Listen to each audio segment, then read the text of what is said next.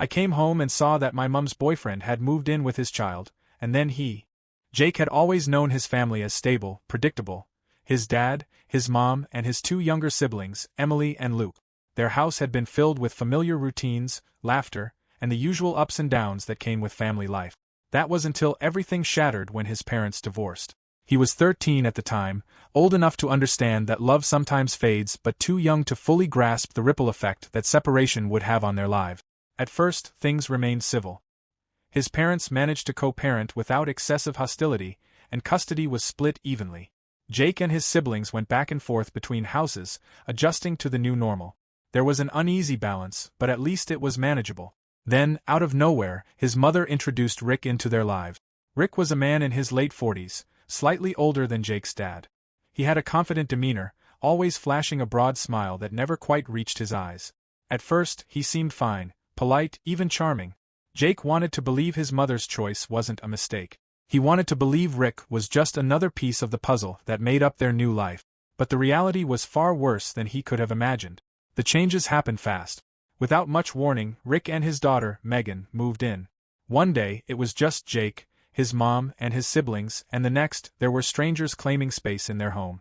Megan, who was 2 years younger than Jake, was quiet and withdrawn, but Rick became the presence that filled every room. At first, Rick kept up the act. He was overly friendly, cracking jokes, making small talk, trying to win everyone over. But the facade didn't last long. It started with little things. A sharp glance when someone annoyed him, a hand gripping a shoulder just a little too tightly when correcting a minor mistake. Then came the rules. New rules. Rick had a way of twisting control into something that almost seemed reasonable. He demanded that dinner be eaten at a specific time, no exceptions. If someone was even a minute late, they wouldn't eat. The house had to remain spotless, not just clean, but spotless. Anything less than perfection led to punishment, not outright violence, but quiet, simmering rage that left the air in the house heavy and suffocating. Jake, Emily, and Luke learned quickly. They learned to avoid setting him off, to keep their voices down, to anticipate his mood. Their mother, once a warm and affectionate woman, seemed to shrink in his presence. She defended him at first, telling the kids that Rick just had a strong personality, that he liked order. But Jake saw the truth in her eyes. She was scared of him too. It wasn't long before the punishments escalated. Rick didn't hit them, not exactly, but his anger was a force of its own. He would grab an arm just a little too hard, push just enough to make someone stumble. When he was furious, his voice became razor-sharp, cutting through them with words that stung more than a slap ever could. "You're useless," he once spat at Luke when he accidentally knocked over a glass of water. "You're lucky your mother even lets you stay in this house." Luke was 15, still growing, still figuring himself out. That night, he didn't eat dinner. He sat in his room, silent, staring at the wall. Emily, just 17, bore her own share of his cruelty. He scrutinized everything she did, the way she dressed, the way she spoke. "You look ridiculous," he told her once, sneering at the way she had styled her hair for school. "No wonder you don't have a boyfriend." Their mother said nothing. Jake, being the oldest, tried to protect them, but he was just a kid himself. He tried to shield Emily and Luke from Rick's outbursts, tried to step in when things got too heated, but there was only so much he could do. Rick didn't like being challenged. Whenever Jake spoke up, Rick would step closer, his voice low and dangerous. "You think you're a man, huh?" he would say, his breath hot and foul. "Let me tell you something, you don't know a damn thing about being a man." The first time Rick laid a hand on Jake, it wasn't in front of anyone else. It was just the two of them in the hallway after Jake had refused to let Rick take his phone. Rick grabbed him by the collar, slamming him against the wall with enough force to make his head snap back. "You're under my roof," Rick hissed. "You follow my rules or you get out." Jake could still feel the ghost of Rick's grip around his throat long after he let go. The worst part was the humiliation. Rick thrived on making them feel small, like they were nothing. He controlled their mother through quiet threats, kept her dependent on him. Jake hated her for letting it happen, but he also understood. She was trapped, just like they were. Megan, Rick's daughter, never said much. She kept her head down, avoiding eye contact, moving through the house like a ghost. She wasn't spared from Rick's anger either, but she had learned how to become invisible, how to exist without drawing attention. Jake envied her ability to disappear, but he also pitied her. They all adapted in their own way. Luke stopped speaking as much, his once loud personality fading into cautious silence. Emily became angrier, more defiant, which only made things worse for her. And Jake? Jake became numb. He learned to pick his battles, learned to read Rick's moods, learned to make himself small enough that he wouldn't become a target. But no matter how hard they tried, it was never enough. The house that had once been filled with warmth and laughter had become something else, a place where silence was the safest option, where breathing too loudly could set off a storm. Jake knew they had to get out. But how? Rick's rage wasn't like a fire, it was like a bomb, always waiting to go off. It was unpredictable, violent, and loud. He didn't just yell when he was angry. He exploded. The walls in the house bore the marks of his fury, dents from his fists, cracks from where he had thrown things. Once, he shattered a plate just because Emily didn't hear him the first time he called her. Another time, he ripped the living room curtain off the rod because he didn't like how it looked. But no one could say anything. Their mother had an excuse for everything. Rick had a hard life, she would say, her voice laced with quiet exhaustion. He just doesn't know how to handle his emotions. Jake wanted to scream every time she said that. We all have emotions, Mom. None of us are punching walls because of them. The worst part wasn't even the violence. It was the way Rick made it clear that he owned everything, including them. He moved in and took over like he was entitled to it. He never paid a cent for the house, but he walked around like a king, deciding what stayed, what got thrown out, and what they could or couldn't do. And then there was the name. He wanted them to call him Dad. At first, it was subtle. You guys can call me Dad if you want, he had said one night at dinner, flashing that too wide smile. No one responded. The silence in the room was suffocating.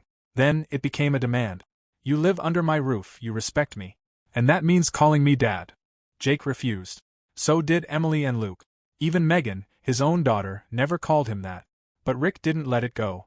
He'd wait for the right moments, cornering them in the kitchen, catching them in the hallway, leaning in so close they could smell his breath. What did you say? He asked one day when Luke made the mistake of calling him Rick instead of Dad. Luke stammered, looking down. I just... Rick grabbed the back of Luke's neck, gripping hard. I'm sorry, I didn't hear you. What's my name? Jake was across the room in seconds. Let him go. Rick turned his head slowly, his lips pulling into a smile that wasn't a smile at all. You want to try that again? He asked, still holding Luke. Because I can make things very difficult for you. Jake clenched his fists but forced himself to stay calm. He knew how this worked. If he fought back, it would only get worse. For all of them. Rick finally let go, shoving Luke forward. Ungrateful little brats, he muttered before walking away. Their mother had been in the next room. She had heard it, but she never came out. She was changing. Or maybe she had already changed. She wasn't the same mother who used to hug them tight after nightmares, who used to make them hot chocolate when they were sick, who used to care. Now, she was someone else. Someone who made excuses for a man who terrorized her children. Someone who flinched when Rick raised his voice but still stood beside him. Jake couldn't understand it. How could she love a man who made them feel so small? How could she let this happen? It wasn't like she didn't see it. It wasn't like she didn't know. But she always chose Rick. Every single time. Jake's father, on the other hand, never reacted to Rick's taunt. Rick wanted a fight. He wanted to prove he was the bigger man, the one in control. But Jake's dad never took the bait. He kept his voice calm, kept his posture relaxed. And, most importantly, he was watching. Every visit, he asked questions. Every drop-off, he scanned their faces. He never said much, but Jake knew he was paying attention. And then one day, he slipped Jake a phone. Record everything, he whispered. If something happens, call me. If you can't, text me one word. Now. I'll be there. Jake took it without hesitation. It was the first time in years that he felt like they had a way out. But Rick wasn't stupid. He could feel the tension. He knew Jake and his siblings were slipping further away from their mother, that they weren't breaking the way he wanted them to. So, he pushed harder. The rules got worse. No locks on doors. No leaving the table until he said so. No complaining. No attitude. One night, Emily left a light on in her room by accident. Rick saw it when he got home and lost it. You think I'm made of money? He yelled, shoving the lamp off her desk. It crashed onto the floor, the bulb shattering. I forgot, I'm sorry. Sorry? Rick's voice dropped. You think sorry fixes this? Jake stepped forward. It's just a light, Rick. The slap came out of nowhere. It wasn't hard enough to knock him down, but it was enough to make his face burn, enough to send a shock through the room. Rick stared at him, breathing heavily. Then, as if nothing had happened, he stepped back. You don't speak to me like that. Jake clenched his teeth. His face stung, but he didn't touch it. He wouldn't give Rick the satisfaction. His mother was standing by the doorway, arms crossed. She didn't say a word. That was the moment something inside Jake broke. She had seen it. She had watched it happen. And she still said nothing. He went to bed that night with a weight on his chest, something cold and dark settling deep inside him. They weren't safe here. And his mother wasn't going to save them. That night, he sent his father a message. Now. His dad responded within seconds. I'm coming. Rick's anger had always been dangerous, but now it was something worse, completely unchecked. He had stopped pretending. Stopped trying to win anyone over. He didn't need to. Their mother had already chosen him over her own children, and he knew it. The drinking made it worse. At first, it was a few beers after work, then entire bottles of whiskey. The more he drank, the louder he got.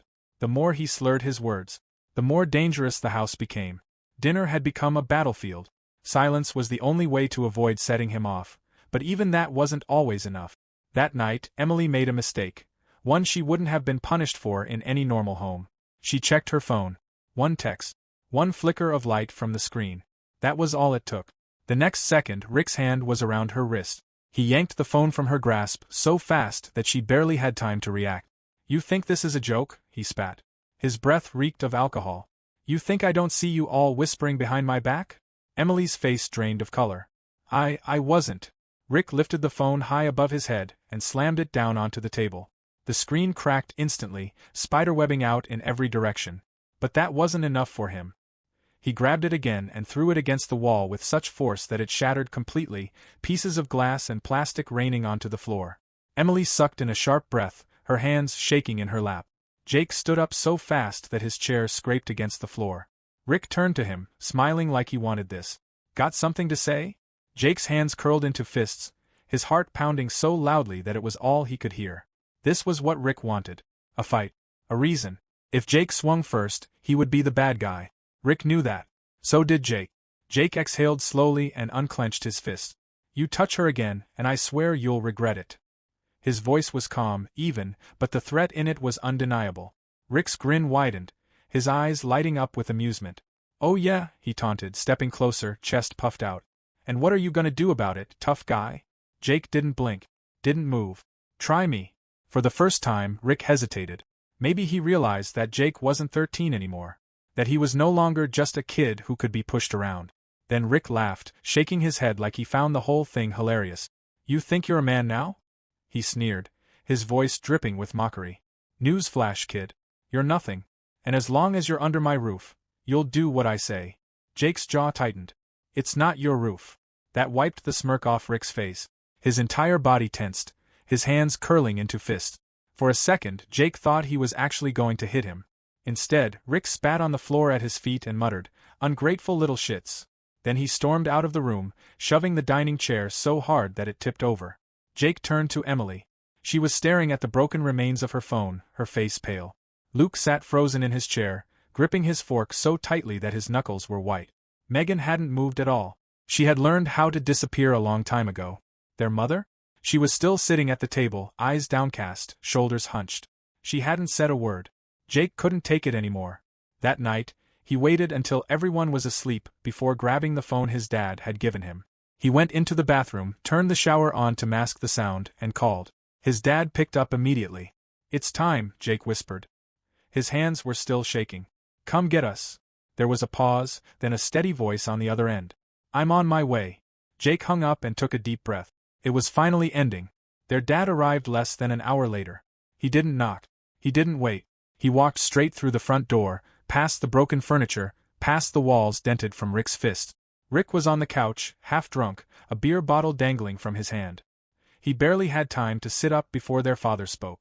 "They're coming with me." Rick's bleary eyes sharpened. He scoffed and set the bottle down. "Like hell they are." Their father didn't raise his voice. He didn't have to. "Pack your things," he said, turning to Jake, Emily, and Luke. "Now." Rick shot up from the couch, swaying slightly. "This is my house," he slurred. "You don't get to walk in here and take anything." Their father didn't even look at him. "Emily, Luke, go to the car."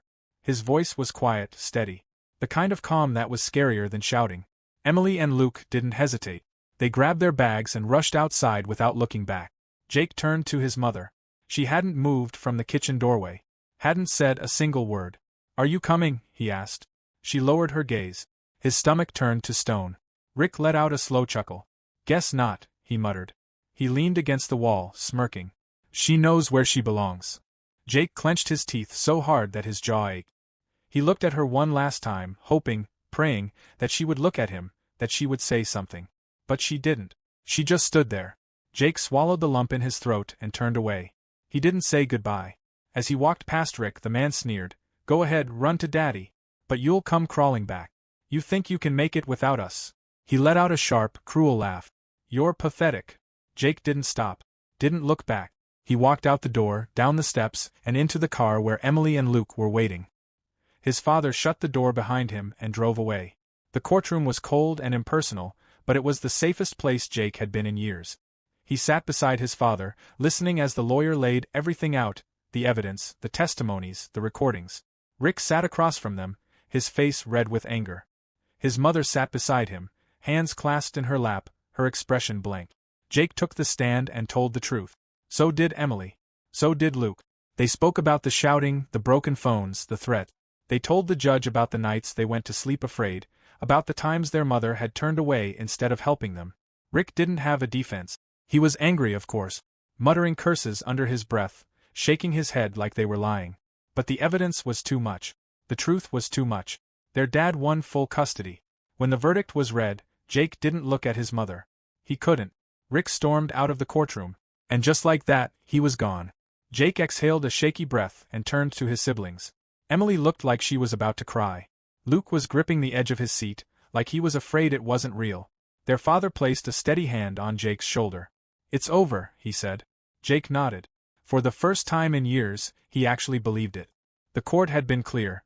Supervised visits only, in public places. Their mother had lost custody, and it wasn't just because of Rick's violence. It was because she had let it happen. She had watched and done nothing. She had stood by while her own children suffered. And now, she was only allowed to see them under the careful eye of a court-appointed supervisor. But even then, she still chose him. The first time they met at a small cafe, she acted like nothing had changed. Like she was still their mother. Like she still had some kind of right to their love. "I miss you," she had said, her eyes red-rimmed but dry. "I think about you every day." Jake didn't say anything. He let Emily and Luke speak if they wanted to, but he wasn't going to pretend this was normal. Then, 20 minutes into the visit, Rick appeared. He was across the street, leaning against a car, pretending to look at his phone. But he wasn't fooling anyone. Jake felt his blood turn to ice. He turned back to his mother, his voice dangerously low. "Did you tell him we'd be here?" She shifted in her seat, her fingers twitching. "It's not. He just wants to see you. He misses you too." Jake's chair scraped against the floor as he stood. He looked at Emily and Luke. "We're leaving." Emily's hands trembled as she grabbed her bag. Luke hesitated, staring at their mother like he was waiting for her to say something, to fix this. She didn't. Rick smirked at them as they walked past him, as if he had won.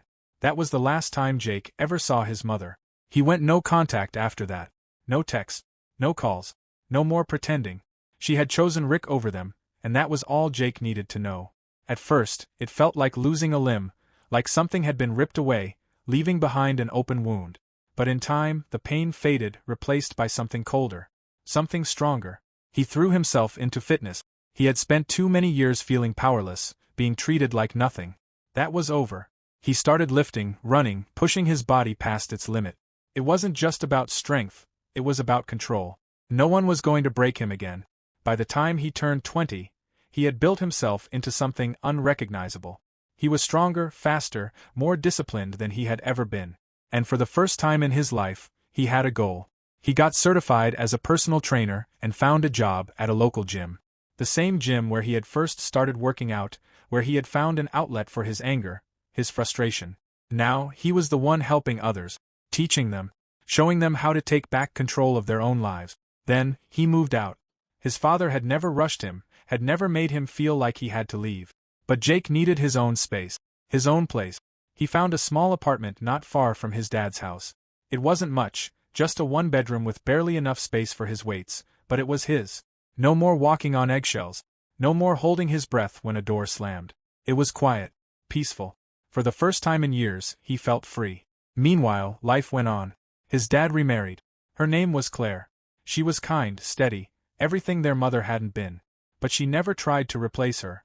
She never pushed, never forced her way into their lives. She was just there, supporting them, showing up when it mattered. Emily thrived in school. She had always been smart, but now that she didn't have to live in fear, she was unstoppable. Straight A's, honor roll, scholarship offers rolling in. Luke had found powerlifting. Maybe it was something he picked up from Jake, maybe it was his own way of taking back control. Either way, he threw himself into it the same way Jake had. He was 15 when he started. By 17, he was competing. By 18, he was breaking records. Jake was proud of them. More than they'd ever know. They had all survived something that should have broken them. And they hadn't just survived. They had won. Their mother still sent emails. She wasn't supposed to, court orders were clear about that, but every few months she would send one anyway. Jake never opened them. Emily read a few before she finally blocked the address. Luke never talked about it. They didn't need her anymore. They had each other. And that was enough. It was late, almost midnight, when Jake's phone rang. He didn't recognize the number at first, but something about it made his stomach twist. He almost let it go to voicemail. But then, at the last second, he answered. The voice on the other end was shaking. Jake. His mother's voice was barely more than a whisper. It's Rick. He collapsed. He's in the hospital. Jake felt nothing. Not anger. Not relief. Just nothing. Okay, he said flatly. She let out a strangled sob. Jake, please. I need you to come take care of Megan. I can't leave the hospital, and she's all alone. Jake laughed. A bitter, sharp sound. You think I care? Jake, please. You chose him, Jake interrupted, his voice cold. You chose him over us. Over me. Over Emily.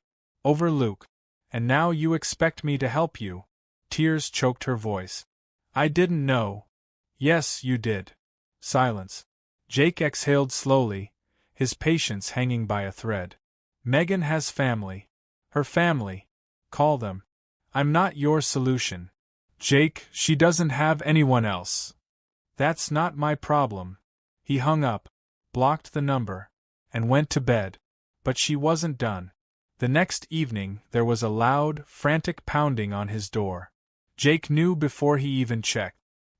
He opened it just enough to see her standing there, disheveled and desperate. Her eyes were red, her hair was a mess, and she looked like she hadn't slept in days. Jake, please, she begged, stepping forward as if she could force her way inside. I don't know what to do. Megan, she's scared, and I just need you to help. Please. Jake stared at her. This was the woman who had watched Rick terrorize them, who had let it happen, who had done nothing while they suffered. And now, suddenly, she wanted him back in her life? He stepped forward, forcing her to step back. You weren't there when we needed you, he said, voice dangerously low. You stood there and did nothing while that man treated us like garbage. While he hurt us. You made your choice. You chose him. She shook her head, tears spilling down her face. Jake, I'm sorry. I don't care. He grabbed the door and slammed it in her face. Blocked her again. And this time, she didn't come back. Rick survived. Of course he did. Jake heard about it through Emily, who had caught wind of their mother's latest attention-seeking stunt on social media. Apparently, Rick had spent a few days in the ICU, hooked up to machines, while their mother played the role of devoted wife, posting long, dramatic captions about how she was praying for a miracle and holding on to faith. Jake barely skimmed the screenshots Emily sent him. He felt nothing. No anger. No satisfaction. No pity. Rick's survival meant nothing to him. The man could have died, disappeared, or lived another 50 years. It didn't matter. He wasn't part of Jake's world anymore. But his mother? She was still the same. A few days after Rick was discharged, she posted another update, this time with an old family picture. One from before the divorce, before Rick, before she had thrown her own children away like garbage. Family is everything. No matter what happens, we always stand together. Sparkling heart, #unbreakable bond, #love always wins. Jake had to laugh. He wondered if she even believed the nonsense she wrote or if she had convinced herself that rewriting history online could erase the truth. She wanted the world to see her as a loving mother. A fighter. A woman who had been wronged but had never given up on her precious family. It was disgusting. Jake didn't comment. Didn't reach out. Instead, he made a decision. The weekly calls she insisted on? They were done. Maybe she'd get a monthly email, if that. And if she didn't? Too bad. She had spent years choosing Rick over them. Now she could live with that choice. Jake moved forward. He had wasted enough years drowning in anger, resentment, and bitterness. Enough time spent looking over his shoulder, waiting for the past to catch up to him. He wouldn't waste another second. He pushed himself at work, taking on more clients, building his reputation as one of the best trainers at the gym. He loved the work, helping others build their strength, their confidence. He had been weak once, but never again. He started dating seriously for the first time in years. No longer sabotaging himself, no longer letting the past define him. He focused on happiness, real happiness, and for the first time it felt like he had won. Because sometimes, the best revenge wasn't a dramatic confrontation. It wasn't yelling, or proving someone wrong, or making them suffer.